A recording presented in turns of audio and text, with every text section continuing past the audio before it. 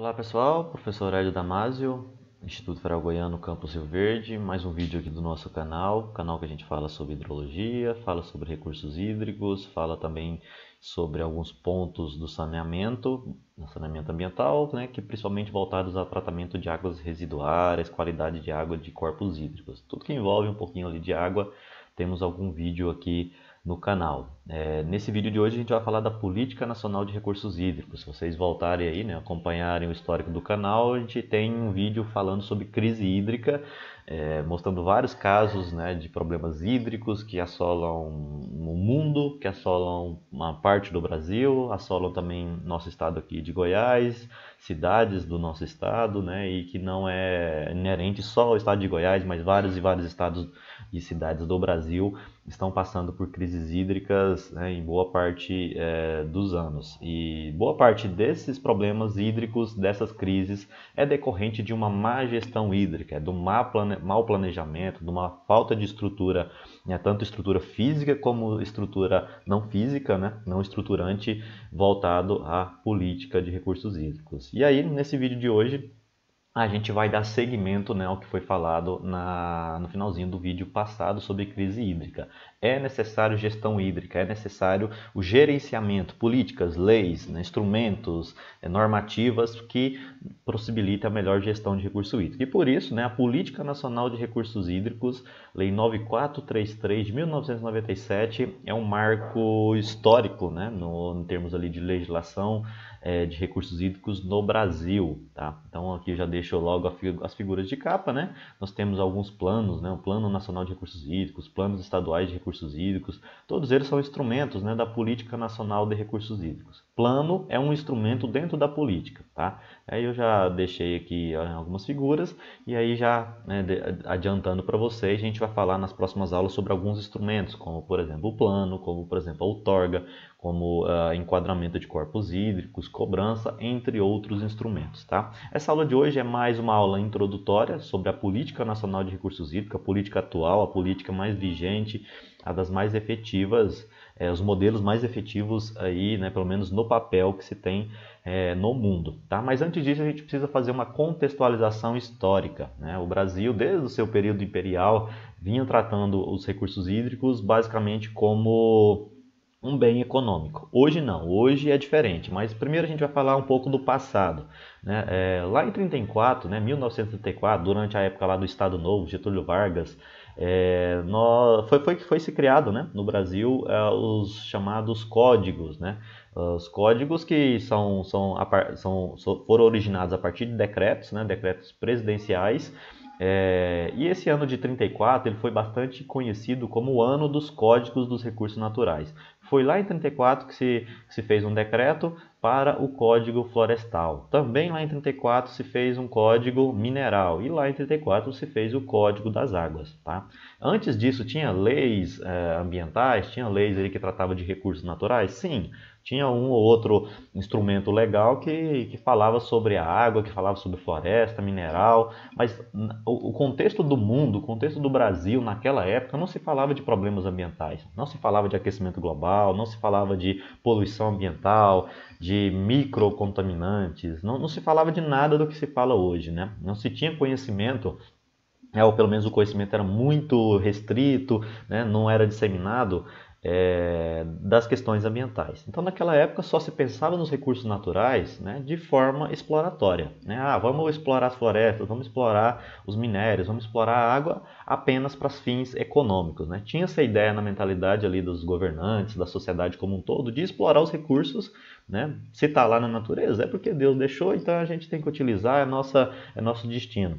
E aí, né, se pensou em todos esses códigos em 1934 para proteger esses recursos aí com apenas finalidade econômica, exploração econômica. Eu vou criar um regimento legal, né, que possibilite o uso das águas apenas para fins econômicos. A mesma coisa dos minerais e florestas, de forma que o Estado não perca o controle sobre todos esses recursos, né, e aí regulamente os usos, né, tanto por indústrias como por outras empresas, como também até mesmo por pessoas físicas, tá? Então lá em 34 pensou-se nisso. E aí, falando especificamente do Código das Águas, né, que é o objetivo aqui do nosso canal principalmente, lá em 34 criou-se esse decreto aqui, ó, o decreto número 24.643, em 10 de julho de 34. Vocês podem clicar, né, lá nesse link aqui, na verdade não dá para clicar, porque vocês estão vendo o vídeo, né, mas digitam lá no Google, lá vocês vão ter acesso a esse decreto. Esse decreto vocês podem ler na íntegra, né, mas de forma geral, vocês vê, a gente vai falar aqui um pouquinho sobre as suas características, né? Como eu já adiantei, é um decreto voltado basicamente à proteção do recurso água, tá? Para fins de exploração comercial e econômica, tá? Utilizar a água para fins agrícolas, hidrelétricas e industriais. Então, foi um mecanismo legal que se criou para proteger esse recurso hídrico, tá? Para fins agrícolas, hidrelétricos e industriais. Hoje não, hoje a gente tem uma compatibilização, né? O uso múltiplo das águas. A gente vai ver um pouquinho mais à frente o que é isso. Essa terminologia é muito bonita. Uso múltiplo das águas. Permitir que os recursos hídricos eles possam suprir as nossas atividades econômicas, mas também que tenha uma finalidade ecológica também, que consiga permitir com que todos, né, os entes envolvidos dentro de uma bacia hidrográfica possa fazer um uso harmônico, um uso seguro dos recursos hídricos. Tá? Então, quando a gente for falar um pouquinho mais à frente da política atual, vocês vão ver que ela é muito bonita no papel, parte das coisas funciona, parte não, mas que toda a sua ideologia ela é bem mais sustentável do que esse decreto aqui de 34. Tanto é que esse decreto de 34, lá nem tinha Ministério do Meio Ambiente, nem tinha Ministério de Proteção Ambiental, nem nada. Né? Basicamente, tinha esse Ministério da Agricultura, e aí dentro da pasta do Ministério da Agricultura, né, tinha lá as vertentes, né, voltadas a águas superficiais, tá? As águas superficiais eram protegidas pelo Estado por meio de mecanismos legais, como esse decreto, para único e exclusivamente uso agrícola, hidrelétrico, industrial e de abastecimento humano. Ou seja, a água só funcionava, só existia, né, só existia essa lei de proteção à água para fins econômicos. Tá? Então, basicamente, a água era um bem econômico aqui nessa época. Tanto é, outra divergência muito forte que tem da antiga lei, né, do antigo decreto, desculpe, lá de 34 para a lei atual, é que águas superficiais e subterrâneas elas eram regidas por códigos diferentes. Tá? Ambos no Ministério da Agricultura, mas as águas superficiais era pelo Código das Águas. Tá? Esse decreto aqui, ó, 24643. Enquanto que as águas subterrâneas, tá? Lá dos aquíferos freáticos ou de sobrepressão, eram regidos pelo Código de Minas. Então, outro decreto, né, outro número que eu não coloquei aqui. Mas água subterrânea, antigamente, lá em 1964, água subterrânea era no Código de Minas. Água superficial no Código das Águas. Hoje não. Hoje a Lei 9433, Política Nacional de Recursos Hídricos, trata as duas coisas de forma conjunta. Tá?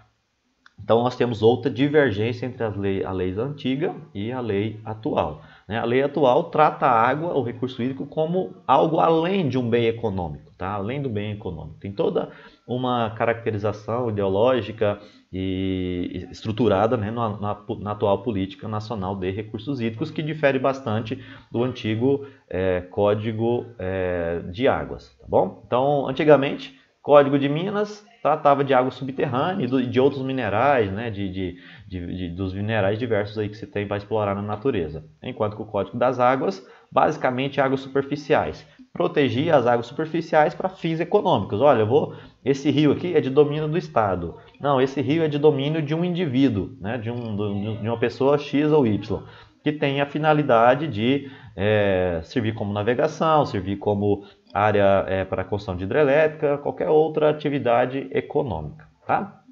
E aí, outra característica desse código também, né, o Código das Águas, é a diferenciação entre recursos hídricos públicos e privados. Então, antigamente, né, lá até 96, né, porque o código novo é de 97, então até 96, baseado nesse decreto antigo do Código das Águas, tinha assim, os recursos hídricos públicos, né, que é tanto de uso comum, né, das pessoas, tinha corpos hídricos ali que o uso era comum, e tinha também os chamados usos públicos dominicais, né, que era de propriedade do Estado, né, de domínio da nação, mas basicamente ali o Estado é que mandava, né? Os chamados corpos hídricos dominicais, que estavam dentro de unidades ali do Exército, né? De áreas do Exército, da Aeronáutica, da Marinha. Então, basicamente tinha dois tipos de recursos hídricos públicos, os de uso comum, né, que todas as pessoas tinham direito a uso e acesso, e os dominicais. E aí tinha-se também uma outra vertente dos recursos hídricos, que são os privados, né, que eram os privados. Uma pessoa, um rio passando dentro de uma propriedade, poderia ser propriedade, né, do fazendeiro. Então tinha-se recursos hídricos denominados privados, né, que a pessoa podia fazer exploração econômica daquele corpo hídrico de acordo com as suas necessidades. Hoje é diferente, hoje a gente não tem isso daqui, ó, tá?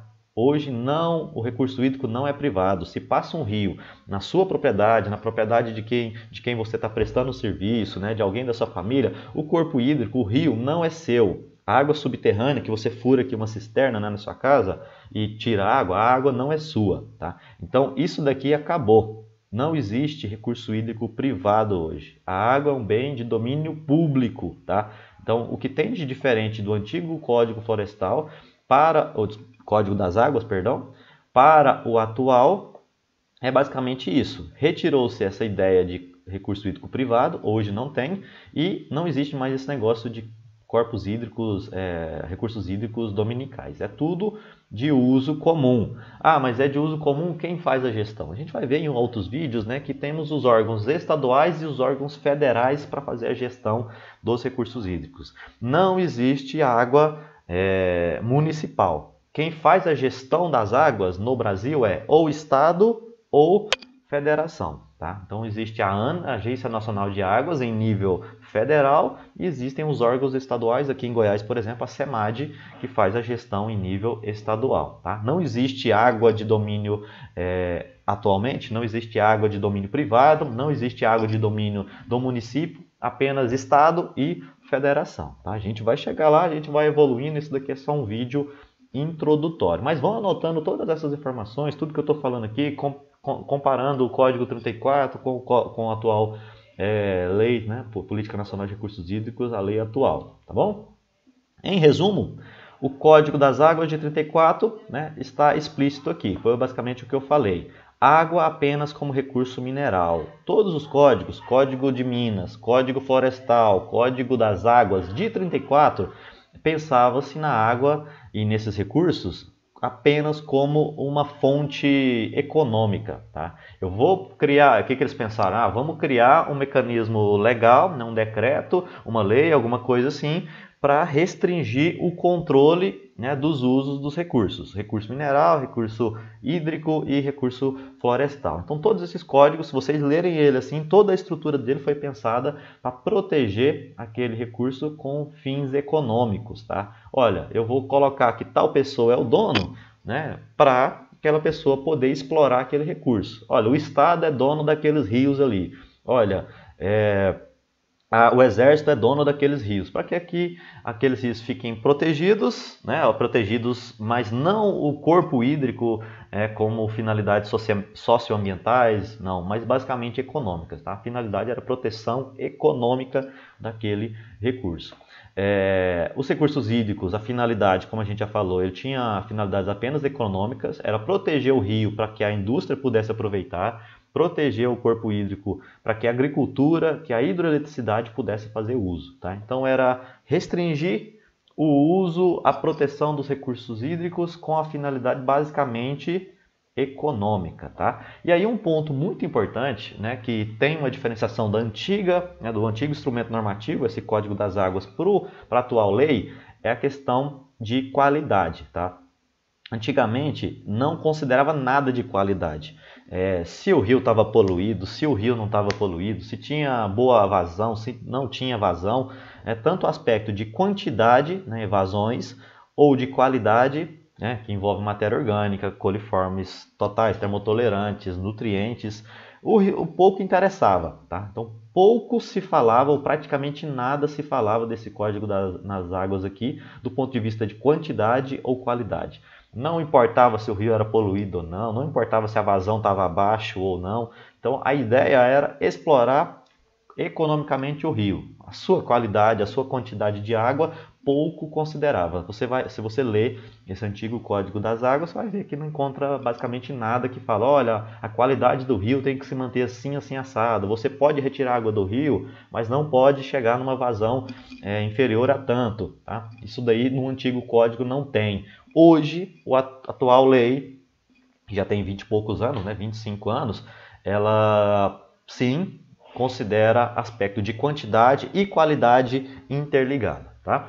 Em resumo, esse Código das Águas de 34 não é uma lei de gestão sustentável de recursos hídricos, mas sim para proteção econômica do bem. Foi tudo aquilo que a gente já está falando ali, ao longo dos últimos 10 minutos, 15 minutos. Tá? Na antiguidade não, nem tanto tempo, pouco aí menos de 100 anos, mas lá nos anos 30, 40, 50, 60, praticamente não se falava de questão ambiental, não se falava de desenvolvimento sustentável, não falava nada disso. Isso daí começou a ser trabalhado mais fortemente no mundo lá na década de 70, 60, no Brasil ali foi 80 que começou a melhorar através da Política Nacional de Meio Ambiente, que foi lá de 81. Então no Brasil de 80 para cá, começou-se a falar de gestão ambiental, começou-se a falar de gestão de recursos hídricos, necessidade de conciliar o desenvolvimento econômico com a proteção ambiental, porque eles estão totalmente correlacionados. Se eu degrado o ambiente, gera consequência econômica, gera consequência sanitária, doenças, prejuízos econômicos, entre variados outros problemas. Então, de 80 para cá, começou-se a articular, o mundo começou a refletir, começaram a ter convenções. Em 1972 teve a Convenção de Estocolmo, lá em 92 teve a Rio 92, E aí, no meio do caminho, começaram a se falar de depressão da camada de ozônio, começou a se falar de aquecimento global. E aí, lá em 1997, o Brasil foi lá, através da Lei 9433, de 8 de janeiro de 97, foi lá e bateu o martelo e instituiu a lei chamada Política Nacional de Recursos Hídricos, que é a vigente até hoje. Tá? Só que o Brasil ele não criou essa lei do nada, vamos juntar aqui uma galera e vamos fazer uma lei bonitinha, vamos pensar numa lei bonita. Não. Na verdade, a lei brasileira, ela, como a maioria das leis brasileiras, principalmente de gestão ambiental e de recursos hídricos, elas geralmente se baseiam em alguma norma, alguma instrução normativa, alguma regulamentação de outros países. Tá? Então, boa parte das leis brasileiras ocorrem dessa forma. Vai lá, fora do país, verifica uma que está funcionando bem ou acha que funciona bem e traz aqui e faz as adaptações para o país.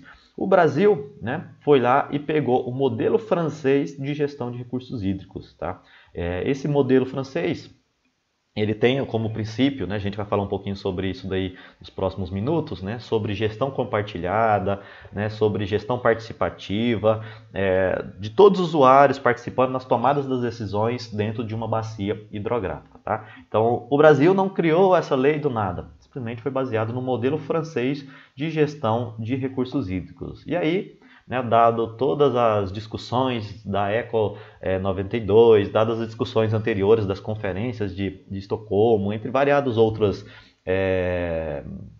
instrumentos legais que foram criados. Lá em 81 foi criada a Política Nacional de Meio Ambiente, criou-se o CONAMA, que é o Conselho Nacional de Meio Ambiente, as resoluções do CONAMA, e com a evolução de todas essas discussões, criação do Ministério do Meio Ambiente, criação do IBAMA, lá em 97, então, foi ratificado a Política Nacional de Recursos Hídricos, PNRH, que é o instrumento legal que vigora até hoje, que no papel funciona muito bem, muito bonito. A gente vai ver aqui os fundamentos, os objetivos e os instrumentos, porém, a sua aplicação, que vamos ver em outros vídeos, tem algumas limitações. Tá? Falando então da Política Nacional de Recursos Hídricos, seus fundamentos. Basicamente, os fundamentos são: a água é um bem de domínio público. Então, comparem hoje com o decreto Código das Águas de antigamente. Antigamente, a água era de domínio privado e de domínio público. Hoje, não, só público. A água que passa na sua propriedade rural, da sua família, de algum conhecido seu, o rio que passa no meio da cidade, né? A água que está ali no subsolo, abaixo da sua casa, é uma água que não é sua, não é do seu vizinho, não é do fazendeiro, não, é uma água de domínio público, tá? Ela é da União, é de todos, né? Eu não posso simplesmente chegar ali no rio ali, se eu for dono de uma propriedade, e falar, ó, ninguém vai passar nesse rio, ninguém vai utilizar a água desse rio, porque a água é minha. Não, não existe isso. Pelo fundamento básico aqui da Política Nacional de Recursos Hídricos, é uma água de domínio público, tá?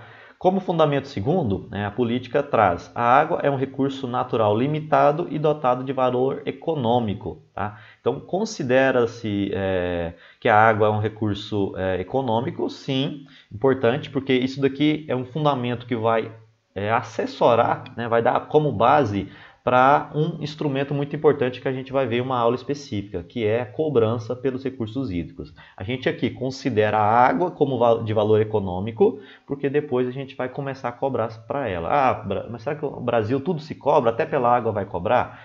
Realmente a gente tem altas cargas de impostos, tem uma carga tributária muito alta, né? A gente tem muitas questões aí de corrupção envolvidas no meio, mas a gente sabe que se não for dotar, valorar a água como um bem econômico, a gente não vai ter recurso para investir na bacia hidrográfica. Então, esse mecanismo aqui, né, apesar de ser controverso, falar a gente vai pagar até pela água.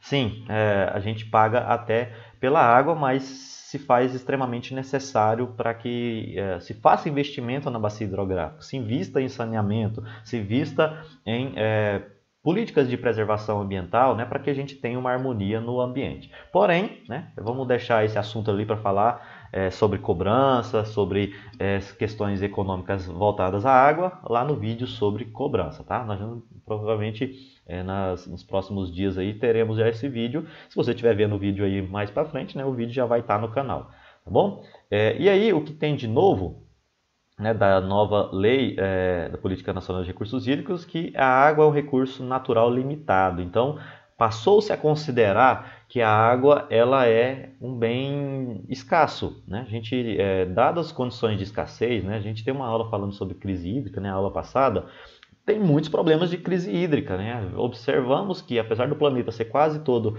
a sua superfície formada ali por camadas de água, a gente vê que a água, na verdade, o recurso hídrico, água doce disponível para a gente, ela é muito limitada. Então, se a gente como a gente tem um recurso limitado, se a gente não valorar ele, não começar a cobrar um determinado valor, as pessoas realmente não vão ter consciência de todos os instrumentos de gestão ambiental. O que mais funciona talvez seja o instrumento econômico, tá? Infelizmente é o instrumento econômico. A gente tem aqueles instrumentos de educação ambiental que deveria funcionar, porém as pessoas, né, têm muita reticência em se educar, né? Não sei se não são só as pessoas, né? São os governantes também que não investem em políticas adequadas, mas a educação ambiental às vezes não funciona tão bem, né? A informação não funciona tão bem. Aí a gente precisa o quê? Precisa lá e taxar, precisa lá falar, olha, se você gastar muita água, você vai pagar mais caro. Então, sabendo que a água é um recurso limitado, a gente precisa,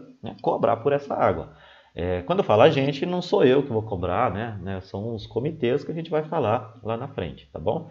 Pois bem, como terceiro fundamento, em situações de escassez, o uso prioritário dos recursos hídricos é consumo humano e desidratação animal. Isso daqui traz muito alusão ao que nós falamos na aula passada sobre crise hídrica.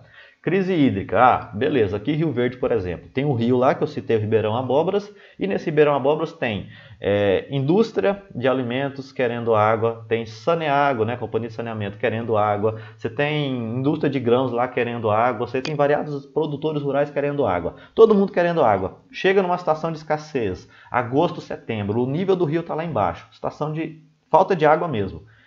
Quem que vai ter preferência pela água? Nessa situação de escassez, né, o consumo humano e a desidratação de animal é prioritário. Tá? Enquanto tiver água, né, o consumo humano e desidratação animal vai ser o uso prioritário. O nível do rio chegou muito baixo, então essas atividades vão ter prioridade. Aí, beleza, tem mais água para as outras atividades, industrial, agroindústria? Tem, então pode utilizar. Se não tiver, fica só para o consumo humano e desidratação animal, e as outras atividades tem que aguardar, tem que segurar até as vazões dos rios, né, voltarem a aumentar quando ocorrer as chuvas. Então, em situação de escassez, quem tem direito? Consumo humano e dessedentação de animais, que é uma situação que às vezes acontece, por exemplo, aqui no Ribeirão Abóboras. Chega em determinada época do ano, principalmente em setembro, né, o uso humano e dessedentação animal se mantém, porém as atividades agrícolas, industriais, elas são restritas. Lá no Rio Meia Ponte aconteceu muito isso também, né, lá perto de Goiânia. As atividades, por exemplo, de irrigação industrial, parte do dia não podia captar. A irrigação, por exemplo, só podia irrigar no período noturno. Tá? Então, houve, né, a aplicação desse terceiro fundamento da política. E aí, fundamento 4, a gestão de recursos hídricos deve proporcionar o uso múltiplo das águas. Como eu falei, antigamente era água totalmente voltada para atividades econômicas, né? Para irrigação, para hidrelétricas, para uso industrial. Hoje não. Hoje todo mundo deve ter direito e acesso à água, né? A companhia de saneamento, o dono da indústria, agricultor, entre diversos outros usuários, né, grandes e pequenos agricultores. Todo mundo tem direito à água, todo mundo deve fazer uso da água em condições normais. Em condições de escassez se aplica a situação 3. Tá? E aí os outros 2 fundamentos restantes é que a bacia hidrográfica é onde vai ser implantado, né, toda a política de recursos hídricos. Isso aqui é óbvio, né? Na bacia hidrográfica é onde a gente implanta toda a política de recurso hídrico. E o fundamento 6 é um ponto importantíssimo. É onde se difere gestão ambiental de gestão de recursos hídricos, tá? Então, sugiro que vocês anotem, coloquem aí no caderninho de anotação para vocês, ó. Gestão ambiental é diferente de gestão de recursos hídricos, principalmente porque na gestão ambiental eu utilizo o instrumento de comando e controle. É de cima para baixo. Você tem a lei lá que é feita lá nos congressos, nas assembleias, né, do estado, da federação, e a galera vai lá, ratifica a lei e beleza, todo mundo cumpre. Né? Eu vou ter que cumprir, os prefeitos vão ter que cumprir, todo mundo, né, vai ter que cumprir aquela lei. Quem manda é quem está lá em cima, a galera que está embaixo obedece. Isso é a gestão ambiental. Cria-se variadas leis e a galera, eu como usuário, né, eu como pessoa física, como ente aqui da sociedade civil, não posso arbitrar nada. Porém, na gestão de recursos hídricos, eu, né, como CPF, né, como pessoa física, posso tomar algumas decisões. Tá? A gestão de recurso hídrico ela é descentralizada e participativa.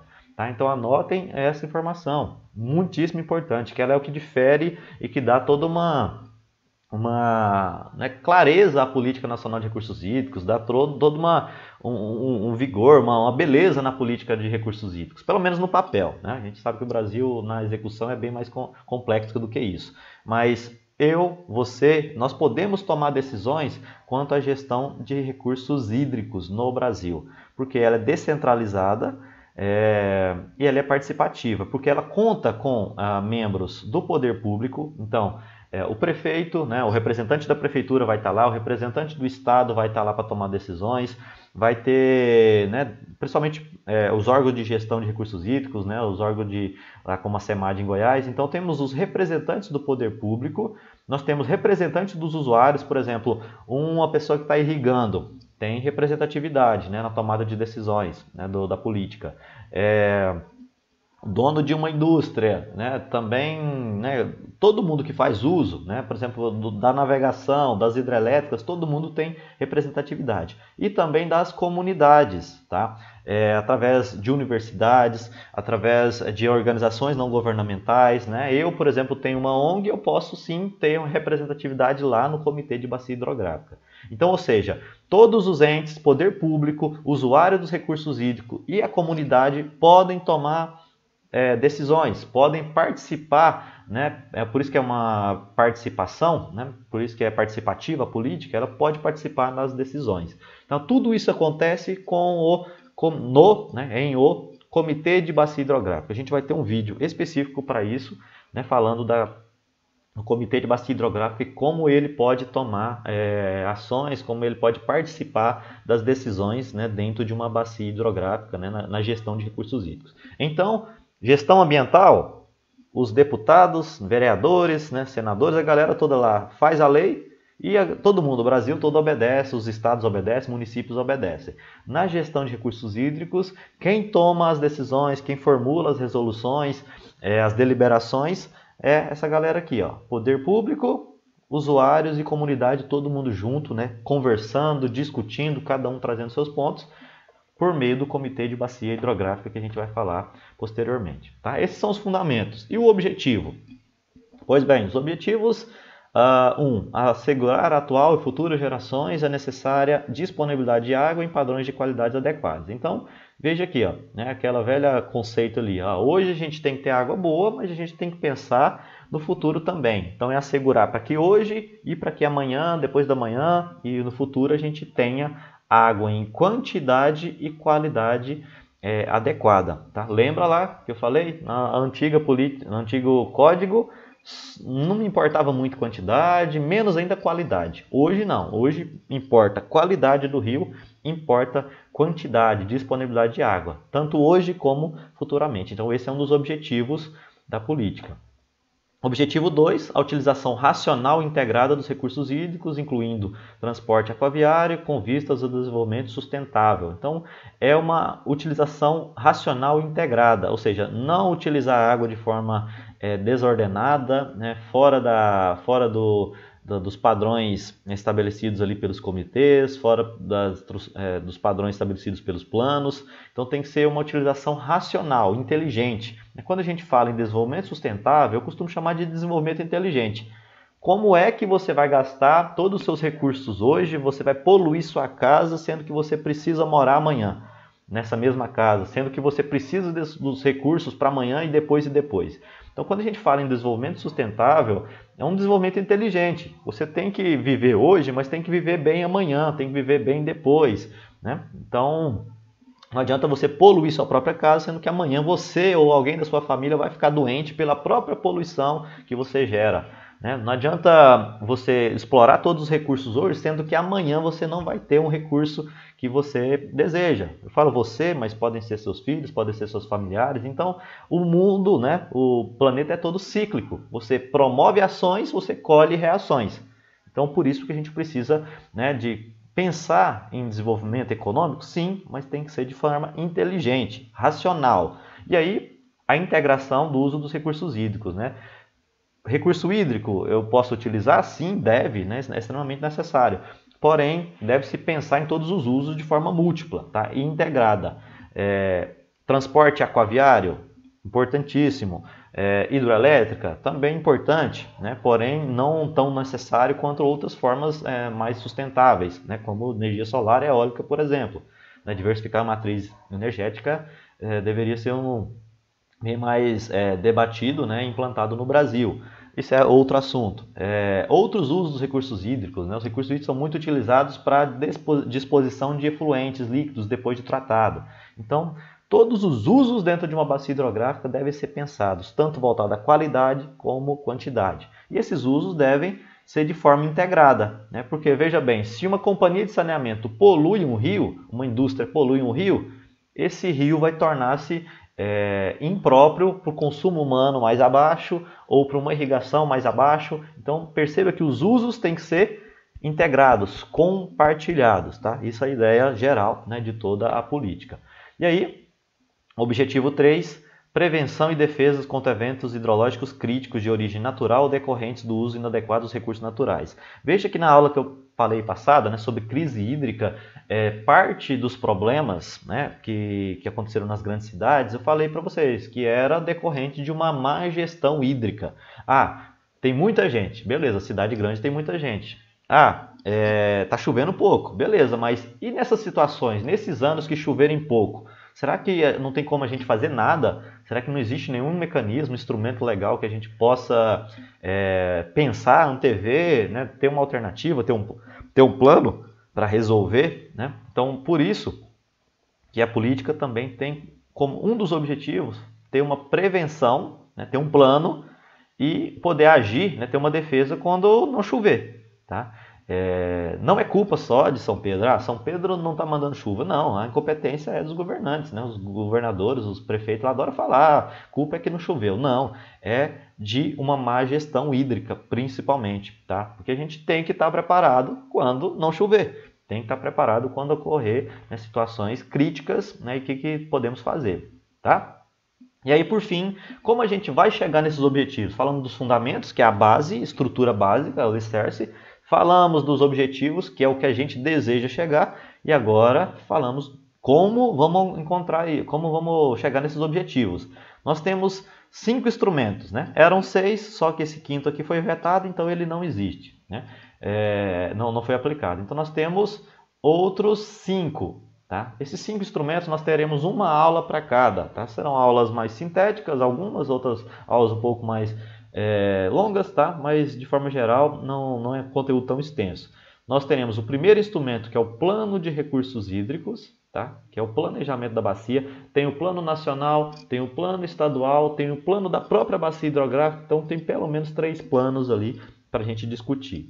A gente tem o instrumento 2, que é o enquadramento de corpos hídricos em classes. Eu chamo um rio ali, vou falar, aquele rio ele vai ter classe especial, classe 1, classe 2, 3 ou 4. Essa classe vai falar, olha, aquele rio vai ter uma qualidade melhor ou pior. E de acordo com isso, a gente propõe ali usos da água. Aquele rio classe 4, a gente vai usar ele só para lançar esgoto. Aquele rio classe 1, a gente vai usar ele só para abastecer a cidade. Então não pode ter mais nada. Então, isso conciliando o uso, né, e a qualidade do rio. Perceba que esse instrumento 2 ele é muito voltado à qualidade. Tá? O instrumento 3 é a outorga. Lembra que eu falei para vocês? Estado é um dos responsáveis pela gestão dos recursos hídricos. E federação também. Tem rio federal e tem rio estadual. E aí quem é que vai... E a água é de domínio público. Não é minha, não é sua, não é de ninguém. É de todo mundo junto. E aí quem vai regular? Se uma pessoa vai poder captar água do rio, né, vai poder fazer irrigação, se uma pessoa vai poder fazer uma cisterna ali na casa dele e vai tirar água ali para consumir. Quem vai fazer isso é Estado e Federação por um instrumento chamado outorga. Tá? O Estado ou Federação ele dá a outorga aos usuários. Tá? Então isso aqui é uma autorização. A maioria aí de vocês que estão assistindo esse vídeo, né, se forem engenheiros aí, vão trabalhar muito com essa outorga. Tá? E aí a cobrança, que é um instrumento 4, né, que quem tem outorga vai ter que pagar pela água. É um valor geralmente bem irrisório, né? Uma caixa d'água lá de 1000 litros lá que você enche, você paga lá 2, 3 centavos, é um valor muito baixo. Mas isso ajuda a criar recursos, né, para a bacia hidrográfica ser gerenciada. Você pega esse recurso, né, o Comitê Bacia Hidrográfica pega esse recurso e aplica na bacia para recuperar uma nascente, né, para melhorar o sistema de tratamento ali de uma determinada área, tratamento de esgoto, né, recursos aplicados destinados à bacia hidrográfica para melhorar tanto qualidade como quantidade. E aí o instrumento 6 é o Sistema de Informação de Recursos Hídricos, né? O próprio SINIR, tem o HidroWeb, então são um sistema ali que você pode acessar na internet e encontrar lá informações sobre qualidade e quantidade. Todos esses 5 instrumentos nós falaremos na próxima aula, começando pelo Plano de Recursos Hídricos, tá bom? Então agradeço a atenção de vocês e até a próxima.